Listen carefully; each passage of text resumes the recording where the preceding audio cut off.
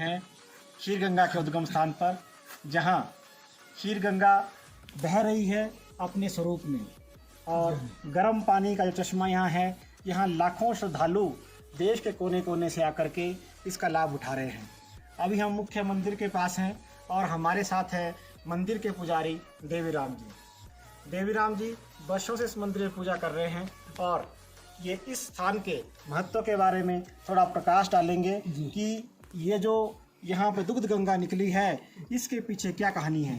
तो पुजारी जी देवीराम जी, आप कैसे यहाँ पहुँचे और क्या कहानी है इसके पीछे कि ये जो खीर की गंगा यहाँ बह रही है। ठीक है भाई, सबसे पहले तो मैं ये प्रार्थना करना चाहता हूँ कि जितने भी श्रद्धालु आ रहे हैं या जो भी आ रहे यात्रीगण के बड़े प्रेम से आए, किसी भी प्रकार का शोर शराबा ना करे, इस तीर्थ का महत्व समझ करके आए, नहाए और मत्था टेक के जाए प्रेम से। और किसी भी प्रकार की वस्तु ना लाए, गंदी वस्तु ना लाए, शराब ना लाए, किसी भी प्रकार का थ्रो ना करे। क्या हुआ? बोला हुआ तो कोई चक्कर नहीं। तो किसी भी प्रकार का थ्रो ना करे। कोई आइटम है, प्लास्टिक है, बोतल है या कुछ भी है, तो इसको सफाई से रखे।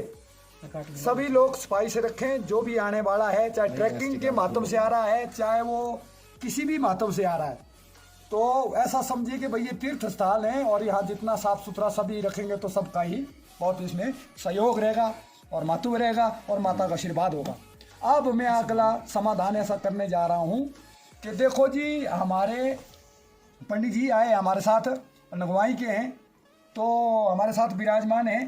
तो ये थोड़ा सा हमसे भाई ऐसा भाई यहाँ के महत्व के बारे में बताना, और सबके लिए, ऐसा नहीं एक की बात है, सबके लिए जितने भी आ रहे हैं, यात्रुगण आ रहे हैं, श्रद्धालुगण आ रहे हैं, तो कहते हैं, माता कहती है पार्वती पंडित जी कि भाई एक कहावत होती है, जब गुरु उभरता हमारा यहाँ पर माता उभरती है, तो वो क्या कहावत कहती है कि भूटान से मैं चल के आई मानसरोवर, मानसरोवर से चल के मैं मानतलाई आई, मानतलाई से चल के जब मैं यहाँ पहुंची तो मैंने दूध की गंगा बहाई, परशुराम ने इसका नाम खीर गंगा कहाई। जैसा कि पंडित जी बता रहे हैं कि माता मानतलाई से चलकर यहाँ आई हैं और उन्होंने यहाँ आकर के जो है भगवान कार्तिकेय के लिए दूध की गंगा बहाई है जी। तो अब इसका अर्थ ये हुआ कि जब भूटान से चल के आए थे चारों ही पुत्र, अज्ञा विद माता पिता के, वहाँ भूटान पर सबसे पहले बोला था पार्वती ने कि स्वामी जी अब इनका लक्ष्य पूरा हो गया, अब इनको अपना अपना स्थान ग्रहण दे दीजिए। उसने कहा आगे देखेंगे। तो आगे जब मानसरोवर पहुंचे तो वहाँ पर भी यही सवाल मिला कि आगे देखेंगे। तो जब मानतलाई में पहुंचे, रिवर चल रहा है मानतलाई का, पार्वती का जो स्रोत है वो वहाँ से आ रहा, तो वहाँ पर भी पहुंचे कि स्वामी जी अच्छी जगह है, तो यहाँ पर भी जो है इनका कल्याण कर दीजिए। कि नहीं आगे देखेंगे। जब यहाँ पर पहुंची माता तो तब अड़ गई माता पार्वती कि भाई स्वामी जी आपने बहुत आगे आगे धक्का लगा दिया, अब यहाँ पर फैसला हो के रहेगा, अब नहीं मैं हिलूंगी। तो शिव जी ने सोचा कि पार्वती जो अब जो है बहुत अब क्रोधित है और वे फैसला ले लेगी। तो कहा ठीक है भाई पार्वती आपकी आगे हम मानते हैं, जाओ दोनों बच्चों को बुलाओ।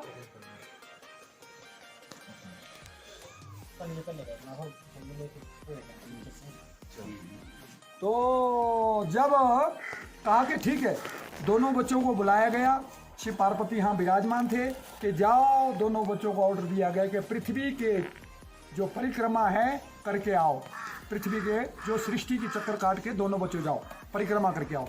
तो वो महत्व किस प्रकार से था, किस प्रकार से नहीं था, तो कि कार्तिक जी ने सीधा सुना और सीधा मोर पर बैठ करके पृथ्वी की परिक्रमा चला गया करने। तो अच्छा, गणेश जी चूहे ने बोला भाई कहाँ जाना है, तो उसने बोला भाई माता पिता का ऑर्डर हुआ नहीं, आपने सुना नहीं कि भाई पृथ्वी की परिक्रमा जो है करनी है हमको।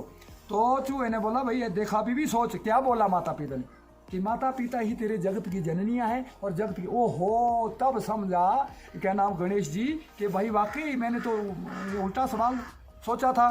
तो तब चूहा जो है पृथ्वी की परिक्रमा करने गया था और गणेश जी ने जो माता पिता की शरण में इसी जगह पर चक्कर काटे थे तीनों, तथास्तु हो गया था, प्रथम पूजन स्थान दिया गया। ऐसा यहाँ पर की स्टोरी जो बात माता बताती है या करती है कि मेरा तपस्वी सल है, मैंने जो लड़कियों का ऐसा ऐसा जो है किया है, तो इस बात से हमने भी सुना है कि माता से सुना है, माता के मुख से सुना है, वही हम सुना रहे हैं। तो चला गए। जब वापसी पर आए पूर्वी दिशा से, तो पूर्वी दिशा से चूहा 2 कदम आगे था तो उसने पहले बोल रखा था कि भाई 2 कदम आगे होऊंगा मैं, तो आपने ऐसा करना है कि फट से अपने चक्कर काट देने तीनों माता पिता की शरण में। तो वैसा ही जो है उन्होंने जो है पृथ्वी के चक्कर काटने से जो है मतलब माता पिता के चक्कर काट दिए और तो तस्तु हो गए और प्रथम पूजन स्थान दिया गया गणेश जी को।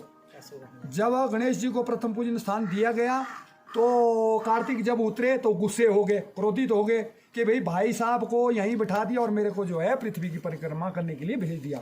उसके मन में बहम पड़ गया। तो बहम इतना पड़ गया कि क्रोधित भी होकर के उसको जो है मतलब भाई उन्हें मानने वाले हो गए, बिल्कुल नहीं मानेगा। अच्छा नहीं मानेगा तो माता पिता बोले भाई बच्चा आपकी सफल रही तपस्या, क्या है क्या नहीं है, जो परिक्रमा की आपने अच्छी रही कि नहीं रही। तो उस प्रकार से जो है फिर उसने कहा जी मैं माता पिता एक ऐसा स्थान ढूंढूंगा जिसमें आपको बंटवारे करने की जरूरत नहीं और मैं जो है कहीं ऐसा एकांत बैठूंगा जो मैं मिलने नहीं आऊँगा। तो पार्वती बोले स्वामी जी अब बच्चा जा रहा है और रूठ के जा रहा है और इसलिए इसको मनाना होगा। बोले जी ये तो नहीं मानने वाला। तो शिव जी ने बोला ठीक है इसके लिए कोई उपाय ढूंढेंगे हम तीनों में शर्त। गणेश जी तो चला गए, रिद्धि सिद्धि पूर्वक कर दिया उनको। अच्छा जब उसको बुलाया भाई कार्तिकेय मत जाइए, एक शर्त मानोगे आप? शिव और पार्वती बोले ठीक है बोलिए माता पिता कि हम तीनों को 11-11 हज़ार साल की सजा मतलब तपस्या करनी पड़ेगी, क्या मंजूर है आपके लिए? तब उसके बाद फैसला होगा। बोले ठीक है जी। जब ठीक बोला तो भाई ठीक है जी आपके लिए ये स्थान दिया गया और हमारे लिए जो है ऊपर का स्थान दिया गया। तो क्या नाम मंतलाई का और श्रीखंड का, शिव ने श्रीखंड की, माता पार्वती मंतलाई में की और कार्तिक को ये स्थान दे दिया। तो फिर कहा पार्वती ने कि स्वामी जी बच्चा यहाँ पर खाएगा पिएगा क्या, अकेला रहेगा, हम तो मिलने नहीं आएंगे, अकेले रहेंगे सारे, 11,000 साल के बाद मिलेंगे। तो क्या कहने लगा कोई नहीं घास पत्ती खा लेगा। बंद कर दिया खाना खोना, कुछ नहीं दिया। फिर जो है माता पार्वती ने कहते हैं त्रिशूल से मार करके अपनी शक्ति द्वारा दूध की गंगा बहा दी। अच्छा बादी के बेटा जा मेरा तेरे साथ निशानी है, माँ तेरे साथ है, तेरी तपस्या जो पूर्ण होनी चाहिए, संपूर्ण होनी चाहिए ऐसी कि भाई तेरा जो बहम खत्म होना चाहिए उस करके। तो अब कहेगा 11,000 साल इसको पीता रहे खाता रहे और आता रहे जाता रहे कि ठीक है पार्वती ये क्या किया? शिव जी ने बोला ये क्या किया तूने, आगे इसका परिणाम क्या होगा? तो कहा स्वामी जी मैंने इसको 11,000 साल के लिए दिया है, मैंने माँ का दूध दिया बाकी कुछ नहीं है। अच्छा ठीक है भाई चला गया अपने अपने स्थान पर। मानतलाई में माता पार्वती चली गई और श्रीखंड में शिव जी भगवान तपस्या करने गए। और यहाँ पर जो है 60 मीटर की दूरी पर जो है यहाँ कार्तिक की गुफा है, तो वहाँ पर जो है उन्होंने अपना स्थान ग्रहण किया और आता रहा जाता रहा और माता का आशीर्वाद लेता रहा पीता रहा दूध को। आज अब फिर जो 11,000 साल के बाद पूरा जब हुआ स्थान तो सब देवी देवता 33 करोड़ देवी देवता से लेकर ऋषि मुनि से लेकर सारे आ गए। तो के आज फैसला है, तो इतना बड़ा फैसला क्या चीज़ है ऐसी? तो सीधे कार्तिक जो है आकर के माता पिता की जैसा उसकी शरण में किया था गणेश जी ने वैसा ही उसने भी किया, प्रणाम किया, ततस्तु कर दिया कि जा तो 33 करोड़ देव देवताओं का सेनापति और देवगण में तेरा स्थान है, तो जा बच्चा। अब जो है फिर कहा उसने कार्तिक ने कि हे माता पिता मेरी भूल रही, मेरी गलती रही, मैं अपनी गलती को स्वीकार करता हूँ। मेरा तो वहम था कि मैं गलत सोचा था, क्योंकि आप ही जगत के माता आप ही पिता, मैं तो पृथ्वी का चक्कर काटने ऐसे ही गया।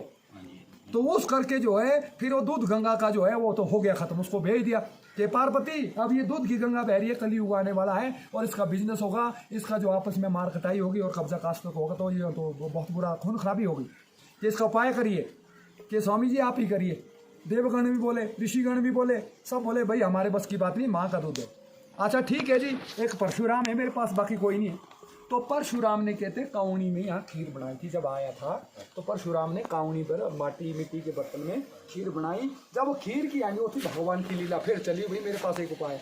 जब जो हांडी उठा करके साइड करने लगा तो फट गई, गिर गई, हाथ से छूट गई, जैसे लगा उसने किसी को ठोकर मार दी उसके प्रसाद को। तो उसको क्रोध आ गया तो उसने देते बोल करके यहाँ कोई नहीं आया। फिर शिव जी फिर प्रकट हो गए कि भाई परशुराम जी आप क्यों इतने क्रोधित हुए कि स्वामी जी मेरे प्रसाद को किसी ने ठोकर मार दी। अरे तेरे प्रसाद को किसी ने ठोकर नहीं मारी, इसने तो तेरे साथ शर्त नहीं की, दूध गंगा ने। ये कहने लगा नहीं इसने क्यों करना है, तो माँ का दूध है कि फिर भी देख ले। उसने अंतर ध्यान देखा तो भगवान ने ऐसी लीला रचाई कि 12 साल की कन्या बना दी। यहाँ तब कहती है माता पार्वती कि माँ 12 साल की कन्या पर श्राप लिया यहाँ पर, तो 12 साल की कन्या बनाई। तो तब जो है उसने परशुराम ने कहा, उसने कहा ही परशुराम जी मैंने आपके प्रसाद को ठोकर मार के गिरा दिया। वो दूध घी बनाई, वो दूध उसने सोचा है कन्या कोई और है शर्त करने वाली, वो दूध को जो भगवान ने ना उसकी कन्या बनाई, उसने दे श्राप उसको कि आज के बाद तू कलयुग में कहना पानी की तरह बहनी चाहिए और मलाई की तरह तेरे चिथड़े होने चाहिए, और आज के बाद तेरा नाम दूध गंगा नहीं होगा, आज के बाद परशुराम के नाम से क्षीर गंगा के नाम से कलयुग में तेरा नाम प्रसिद्ध होगा। तो तब ये श्राप दिया था, वो भगवान की लीला थी। तो तब जो है इसको पानी में तब्दील किया। फिर तो परशुराम पछताए कि भाई आपने क्या करवा दिया, स्वामी जी मेरे हाथ से ये पाप करवा दिए। के परशुराम को बोला, बोलेनाथ भाई ऐसा करना था कलयुग के लिए, बाकी नहीं। अब फिर से जो है प्रगट होगी बाद में दूध गंगा, जब सतयुग द्वापर ऐसे। ये है यहाँ के स्टोरी।